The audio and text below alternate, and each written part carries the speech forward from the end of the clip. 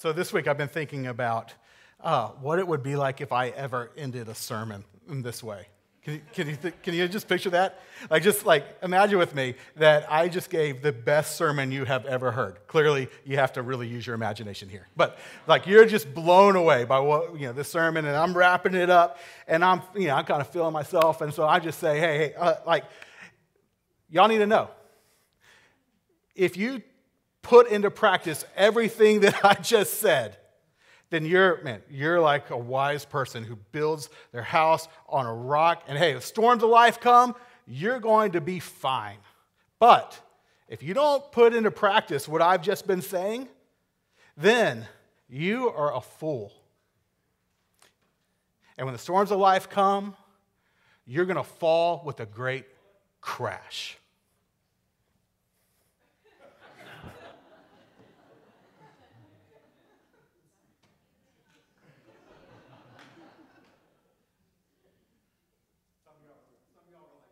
Is that it? Is that the sermon? Do we get to go home now? No. And can you imagine if that's how I ended? But guys, that's how Jesus ended the Sermon on the Mount. How wild is that? This morning, I want us to think about one kind of big question, and that is, why did he end it in that way? Right? Well, why end it with this somber, sober warning, this stark, fall with a great crash kind of warning?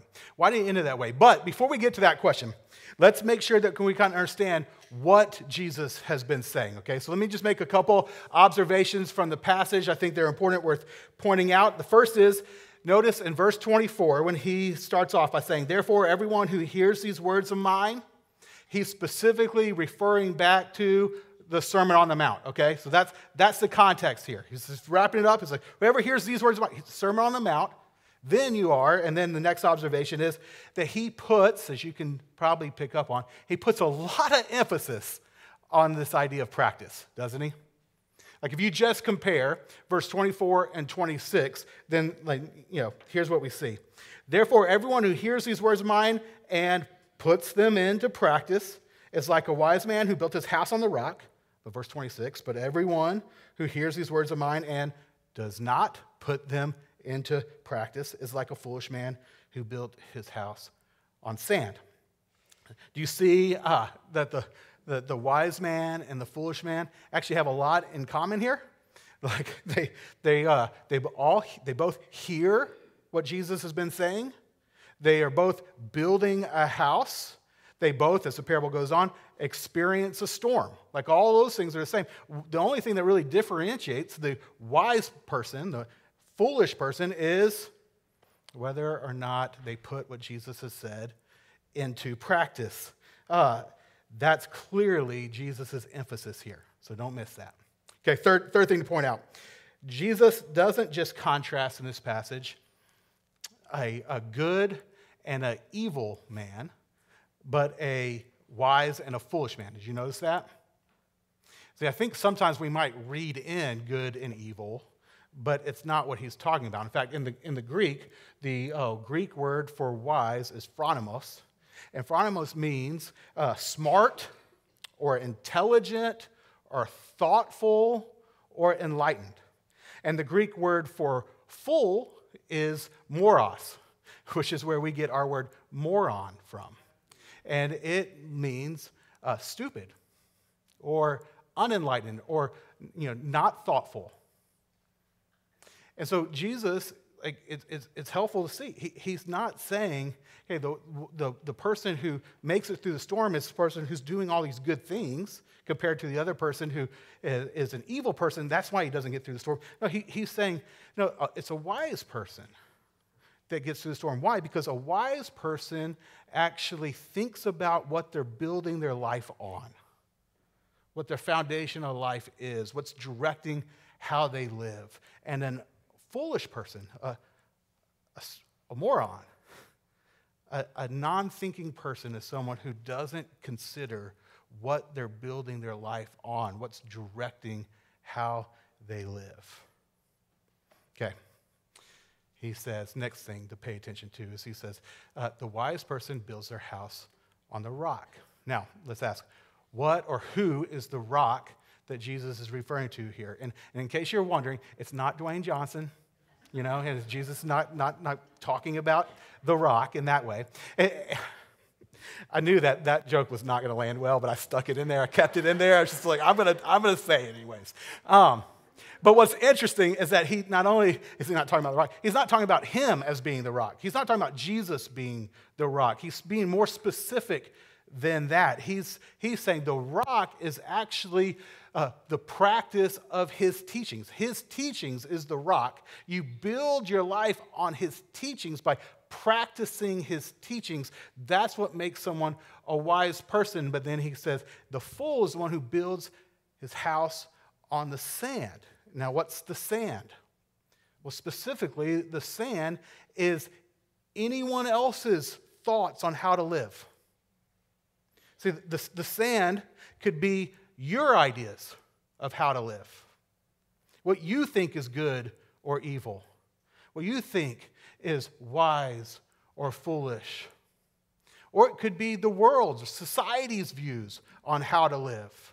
Or it could be your company's views, or your friends' views, or even your parents' views on how to live. It's anything else other than what Jesus says, his teachings, specifically from the Sermon on the Mount, on how to live. And the next thing to point out from here is he says, it matters on what you're building your life on. Because the storm is coming. The storm will come. And, I'm just here to encourage you this morning. But Jesus was a real realist. I appreciate this about him. He's clear that it matters what we build our life on because there will be a storm. Now, there's debate among biblical scholars on what the storm is. Like when he talks about the rain coming and then the streams rising and the wind blowing. Like, what is that actually alluding to? And some people think that it's alluding to Judgment Day. If you're reading this in context, you know in verses 21 through 23, he just has been speaking about Judgment Day. And so it could be Judgment Day. That could be the storm. Others think maybe this storm actually represents just the hardships, trials, and tragedies of life. And, it could be the cancer diagnosis, the loss of a job, the death of a dream, the loss of a loved one. Either way, I personally, I'm not real sure what the storm represents. I think it's probably one of those two things, or perhaps it's both. But here's what I am sure of. Jesus is clear that the storm is coming. He doesn't use the word if. He doesn't say, okay, if the rain comes, and if the streams rise, and if the winds blow. He says, and the rain came, and the streams rose. The winds blew. Like I said, Jesus is a realist, and I appreciate his honesty. He can diagnose the human condition in a way that we would like to pretend isn't accurate, but we know through experience it is. The storm does come. And ultimately, after this life, there will be Judgment Day. And that's why he says it matters what you build your life on, because if you're building your life on practicing his teachings, he says, when that storm comes, you will not fall. Now be clear. He does not say you will not experience a storm. The wise person and the fool experience the storm. Practicing Jesus' teachings do not keep you away from the storm. They get you through it in one piece. But he says if you're not building your life on practicing my teachings, then when the storm comes, you will fall with a great crash.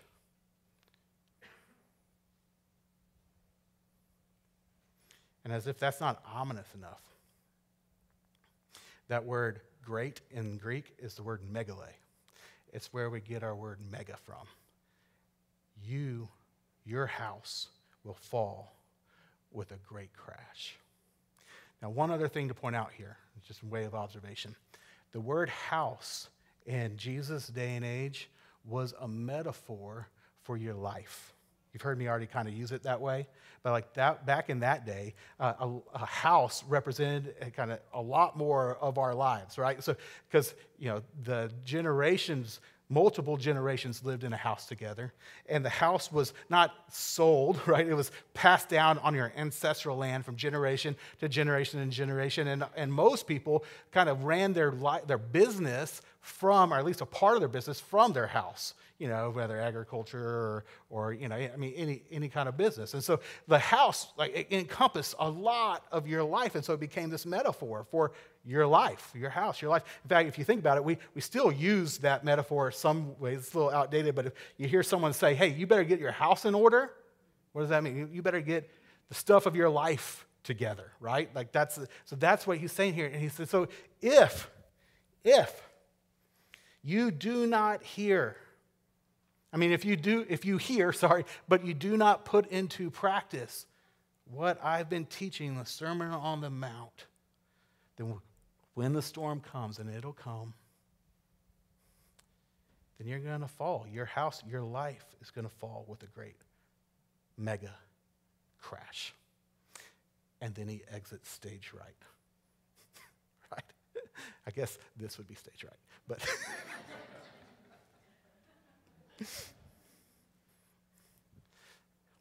With that all in mind, friends, I think we're ready to ask the question, why in the world does he end the Sermon on the Mount in this way?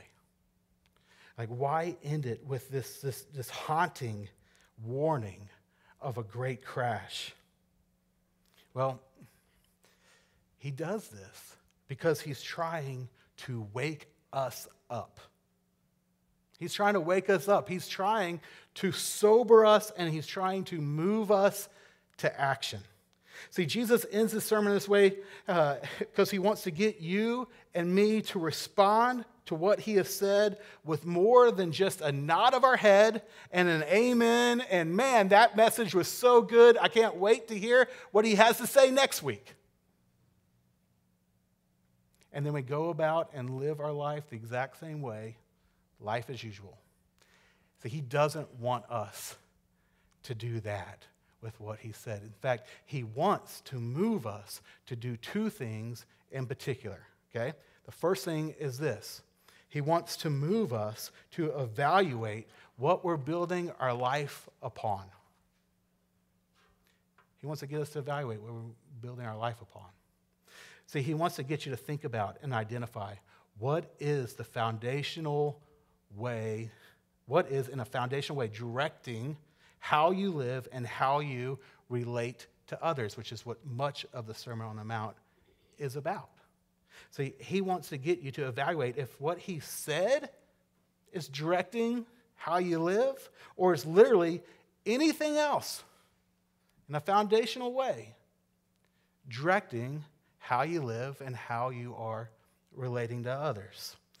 Like, is your own sense of what's right and wrong, good and evil, wise and foolish determining how you live? Is society's view of those things determining how you live? Or is what Jesus has said determining how you live? See, the first reason why Jesus ends the sermon in this way is because he's trying to move you to be wise,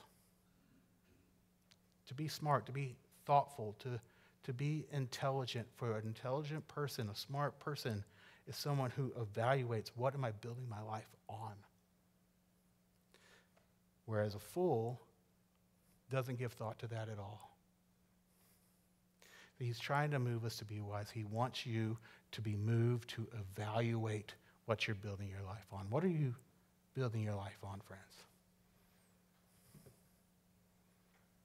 Second reason he ends the Sermon on the Mount in this way is because he wants to move us to actually put what he has said into practice, right? Like, that's the challenge here. Put it into practice. I think Jesus knows we need this stark warning of a great mega crash because he knows our propensity to hear something and even be moved by it emotionally and then go and do nothing about it. Can y'all relate to that? I know I can. I mean, we live in the information age. We are bombarded by information all the time, and it's too much for us to do with, and so we end up usually doing nothing with it other than just feeling like we're informed. But our life hasn't changed. We didn't act on it. Jesus says, hey, I know that that's what you're prone to do. Don't do that with what I've just said. Don't just listen and then go about life as usual. Put it into practice. And so he closes the sermon by warning us about the great crash. Don't just listen and then go back to life as usual. Instead, put what I've said into practice, because if you don't, you're headed for that. But if you put what I've said into practice, then whatever storm comes your way, you'll be all right. You'll be left standing. See, Jesus knows that information alone doesn't prepare you for a storm, because information alone doesn't lead to transformation. And friends, transformation is what Jesus is after.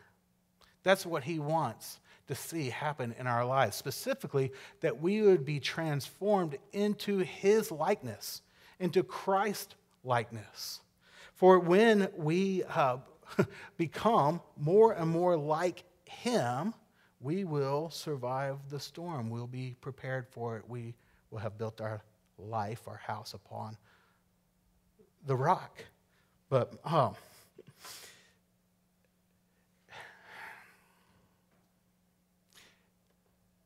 the thing that we have kind of bought into in Western culture and very guilty of in the Western church is that we have kind of latched onto the idea that transformation primarily comes through information. And it's just not true. And Jesus knows that that's not true. That you can't just think your way, sermon your way, podcast your way, read your way into Christ likeness. Which isn't to say that teaching, isn't important. It's a big part of my job. I hope that there's some value here. And I think about Jesus. He was a rabbi. Like, he literally was a teacher. Like, teaching is important. Oftentimes, teaching, hearing what God has to say, is the beginning, the start of transformation. But friends, it is not the middle, and it is not the end. And so Jesus says, you need to put what I've said into practice. He emphasizes practice. In fact, he emphasizes it at the beginning and at the end of the Sermon on the Mount. If you were with us back in the fall, you may remember that back in right before Jesus begins his 14 teachings that are found in the Sermon on the Mount, he says this. He says, whoever practices and teaches these commands will be called great in the kingdom of heaven. Whoever practices these. And then, of course, he, as we just saw, ends the Sermon on the Mount by again stressing this idea of practice. Everyone who hears these words of mine and puts them into practice like a wise man. So Jesus emphasizes practice because he knows it's essential for transformation, and he knows we won't withstand the storm without it. And do you know what putting Jesus' words into practice requires? It requires practice. It does. It takes practice to put Jesus' teachings into practice. I wish that we could read Jesus' teaching and say, hey, do not worry about your life, and be like, man, that's so good. All right. Done, Or we read Jesus' teachings about not lusting after women, not to, objectify them and treat them as less than made in the image of God, and say, God, Jesus, you're so right. Man, we should not do that. That is so lame to do that. I'm done. I wish following his teachings in those areas and all the other 14 that he gives us in the Sermon would be really that easy, but they are not. We know that they're not. It's not that we just need information. It's going to take practice, and doing this is going to take starting and failing, and starting and tweaking and continuing and on, probably for our whole life. practicing Jesus' teachings will take practice. But you will progress as you practice. See, it's to go with Jesus' metaphor of building a house on the rock. You see practice practicing the teachings of Jesus, just like building a house, doesn't happen overnight. But the more you do, the more you work on it, the more progress you will make. It takes practice.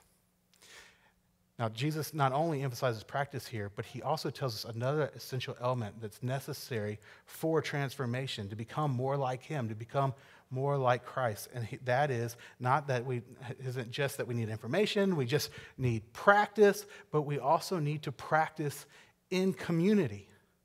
We need each other to help us with this. And this is clear throughout the Sermon on the Mount, except that it's only clear in the Greek. It's not clear in the English translation because in proper English, we don't have a plural you, do we? Now, we Texans have figured out a way around that because we're awesome. And so, but throughout the Sermon on the Mount, when almost every single time you see the word you, it's not a singular you, it's a plural you. So if a Texan had translated, the Sermon on the Mount, then you would read something like this, like Jesus says, you are the light of the world, but it would actually read as, y'all are the light of the world. Y'all as in Midtown Church. Y'all as in the Church of Austin, or the church in the world. Y'all are the light of the world. See, Jesus emphasizes over and over and over again in the Sermon on the Mount that it's going to take a community to help us become like him. It takes information, and it takes practice, and it takes practicing the way of Jesus together. And Jesus emphasizes one other element that's necessary for real transformation so that we'll make it through the big storm. And that is, we need the Holy Spirit. We need the power and the presence of God himself to empower us to practice the way of Jesus. He emphasizes this at the last of his teachings. Remember chapter 7, verse 7, what's he say? He says, ask, and it will be given to you. Seek, and you will find. Knock, and the door will be open to you. See, Jesus is telling us that that you need access to the person and power of God, a power that is beyond you and beyond me, to animate you from the inside out to live according to his life. You need the Spirit of God to empower you to build your house on the rock of his teachings. See, to build a house on a rock takes work, effort. It takes practice. It takes doing it. And to build a house on a rock takes a community. You're a fool to try to build a house alone. And it takes a power that comes from beyond us. It takes the Holy Spirit. And Jesus has been making that point throughout the Sermon on the Mount, and he closes it with this great warning because he wants us to recognize that if we think that anything has been accomplished by just hearing what he had to say, then we're moros.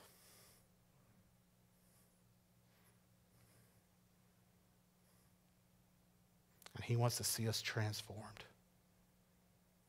But that's going to take information, and it's going to take practice, and it's going to take community, and it's going to take the Spirit of God.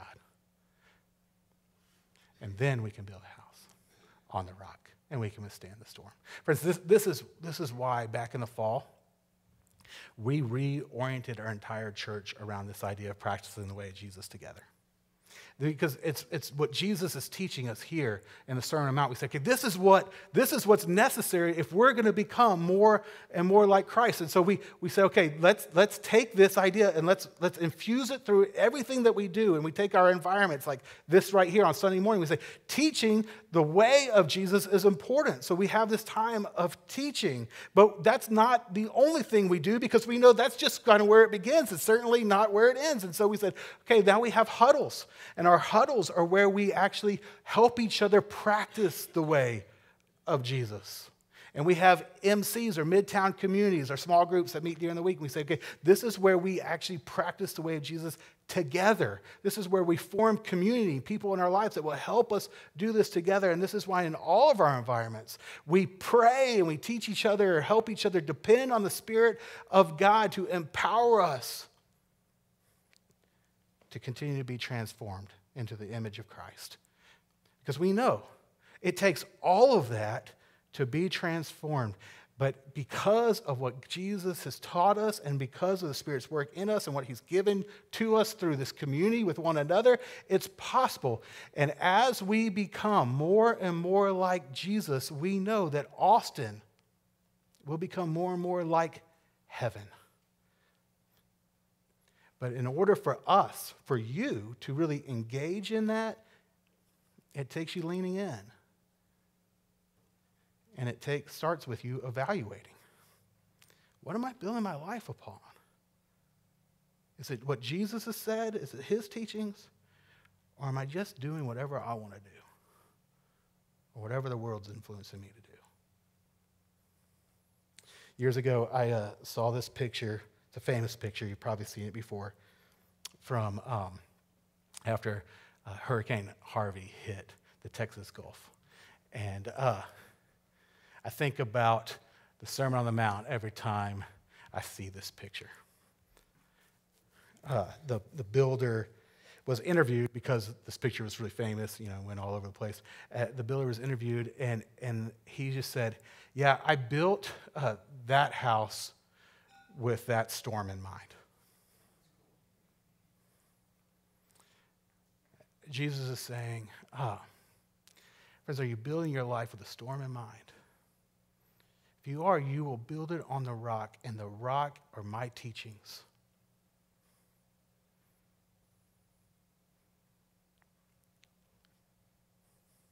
When that storm comes, you'll still stand. But if not, you'll fall with a great crash. So the question is what are you building your life upon? Now, before I wrap up, I've got one more question I think that we should wrestle with here, okay? And that is, if you're like me, you regularly struggle with the question of, okay, Jesus, why should I build my life upon your teachings? Because I feel like I know better than you do at times. Now, I wouldn't say that. Well, maybe I would say that. But I feel that. Chances are y'all feel that too. That we struggle really trusting that Jesus' ways really are the rock that he claims them to be. We think, do you know best? If that's your question, then it's helpful to see that in the very end of Matthew chapter 7, kind of the last little commentary notes on the Sermon on the Mount, something is said there that can really encourage us to know why we can trust that what Jesus has to say really is the rock to build our lives upon. See, it ends this way. It says, when Jesus had finished saying these things, the crowds were amazed at his teaching because he taught as one who had authority and not as the teachers of the law. See, the reason the crowds were amazed at his teaching is because he, as it says, taught as one who had authority. Now, I know that we are really averse to authority in our culture, okay? But listen, Jesus' authority wasn't rooted in a power play, or didn't come from a power play or an org chart or some oppressive system. That Jesus' authority was rooted in the truth of his words and his ability to name reality and just put to language the way life actually works. And his authority came from his life example, for he lived what he taught. And there is an authority, a weight that comes with that. But most of all, his authority was rooted in who he is. That he is far more than just a rabbi or a great teacher. And he made that clear in his closing statements. See, some of Jesus' most blatant claims to be the embodiment of God himself, to be God and humanity in the same person, are actually found right here at the end of the Sermon on the Mount. For example, in verse 21, he claims that I got it up here. He claims that on Judgment Day, people will say to him, Lord, Lord. And that word Lord there is the Greek word kurios, which is the Greek translation of the Old Testament Hebrew word Yahweh, the Hebrew name of God. So he says, people will come to me and they will say, Yahweh, Yahweh. They will say, God, God. And he says, on Judgment Day, the people that don't know him will be sent away from him. And that's a very bold claim because that's saying that on Judgment Day, he is actually the judge. And that the punishment is being separated from him. Like Jesus is making some really bold claims here to be God. And of course, in the passage we're looking at today, he says, look, if you know, my teachings are the foundation that you should erect your life on. I mean, these are all really bold claims, right? Listen, no rabbi had ever said that stuff before. That would have been blasphemy or at least delusional megalomania, right? Unless Jesus really is God. That would have been heresy unless Jesus' authority was truly rooted in the fact that he is the one who set the cosmos in motion and who designed and fabricated the human psyche, who knows better than anybody else how human beings are to flourish and thrive and to live the life that we were designed to live. See, why can we trust that Jesus' teachings really are the rock to build our life upon? It's because Jesus' teachings are the very teachings of the God who created you and created me. It's because Jesus is God. But as if that is not enough reason, Jesus not only teaches us how to live, but then he goes and he lives the life that he's called us to live. And then he dies the death that we deserve to die for our failure to live that way. See, why can we trust that Jesus, his words, his teachings really are the way to life? It's because he's God, but he's not just God. He's the God who loves you so much that he died for you. So you can trust him. So Jesus says, the wise man builds his house on the rock being practicing his teachings. When the storm comes, it will not fall. But Jesus was the wise man. And he built his life. He practiced perfectly all that God's will is. But then he suffered the storm. And he fell with a great crash. That on the cross, Jesus suffered the mega storm. And he was torn to pieces. His body was broken, and his blood was spilled. And we're told that when Jesus hung on the cross, there was earthquakes and the sky went dark. That was the ultimate storm. And he was there, friends, not because he didn't practice. Not because he had wandered from the way of God. He was there because we have. That we all, like sheep, have gone astray. Each one of us has turned to our own way. And so God laid on him the iniquity of us all. Jesus suffered the great storm on our behalf, so that through his death and resurrection, our faith in him, we can make it through the storm okay, in one piece. So he took the storm for us. That's why you can trust him. Because he's God, and he's the God who loves you that much. And so, friends, what are you building your life upon? Is it Jesus and his teachings? Or is it some kind of foolish idea that you know best? that you know the best way to live. You know what's right or wrong. You know really what's good or evil. You know what's wise or foolish, or the world does, or your company does, or your friends do, or who. So what are you building your life upon? Jesus ends the Sermon on the Mount this way because he wants you to wrestle with that. He wants you to consider that. He wants to move you to be wise. And then he wants to move you to put it into practice that you can be transformed into his image and so that you can withstand the storm. To wrap up, I ask the servers to get the elements for communion, and as they do, I just want to give us an opportunity to actually pause and begin to evaluate. What are we building our lives on? What are you building your life upon? To actually give that some thought. And perhaps if you're willing, if you're ready, to repent. And to tell him, I confess, I've been building my life upon it. I haven't even really thought about it that way. I guess I haven't even evaluated this, but when I evaluate it, maybe you say to God, okay, I've been building my life upon my own understanding of how to live, or society's understanding, or my friends' understanding. And I see the foolishness of that, Jesus, and I want to turn, and I want to build my life upon your teachings. If you're ready, maybe tell him that. Recognize that he's your Lord, that he's God. Recognize how he's loved you, that he has literally died for you. So you can have life and life to the full in him, and turn to him now.